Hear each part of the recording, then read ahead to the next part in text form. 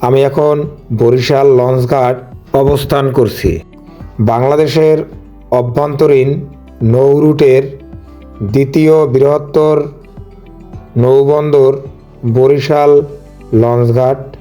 বরিশাল লঞ্চঘাটটি মোগল আমলেও এর রেকর্ড পাওয়া যায়। তখন এটি গিরি বন্দর নামে পরিচিত ছিল। সেই সময় এই নদীবন্দরের মাধ্যমে লবণ, মশলা এবং কাঠের ব্যবসা হতো। ব্রিটিশ শাসনামলে 1869 সালে নগর কমিটি গঠন করার পরে 1876 সালে পৌর মর্যাদা অর্জনের পর এটি বরিশাল নৌবন্দরে রূপান্তরিত করা হয়।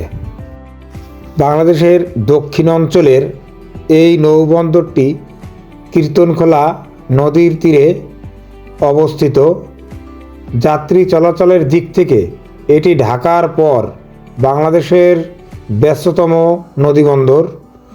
বন্দরটি থেকে ঢাকা, বরিশালের পাশাপাশি চাঁদপুর, নারায়ণগঞ্জ, ভোলা, লক্ষ্মীপুর, পিরোজপুর, পটুয়াখালী এবং বরগুনা সহ দেশের দক্ষিণ অঞ্চলের বেশিরভাগ জেলার মধ্যে প্রতিদিন লঞ্চ সহ বিভিন্ন নৌযান চলাচল করে।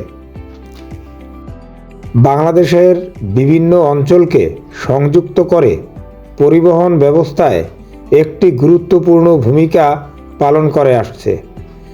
এটিকে মংলা, চট্টগ্রাম, খুলনা, ঢাকা ও বাংলাদেশের অন্যান্য নদী বন্দরসমূহের পাশাপাশি ভারতের পশ্চিমবঙ্গ, আসাম ও ত্রিপুরার মধ্যকার একটি ট্রানজিট পয়েন্ট হিসাবে বিবেচনা করা হয়ে থাকে। আমি এখন মানামি লঞ্চের সামনে দাঁড়িয়ে আছি এবং অ্যাডভেঞ্চার 9 দুটো লঞ্চই অনেক সুন্দর। এর মাঝে মানামি লঞ্চের ডেকোরেশন এবং তার কাঠামোগত দিক থেকে অনেক এগিয়ে।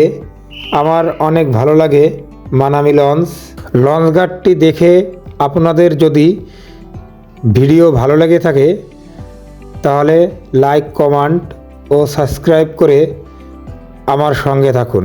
ধন্যবাদ।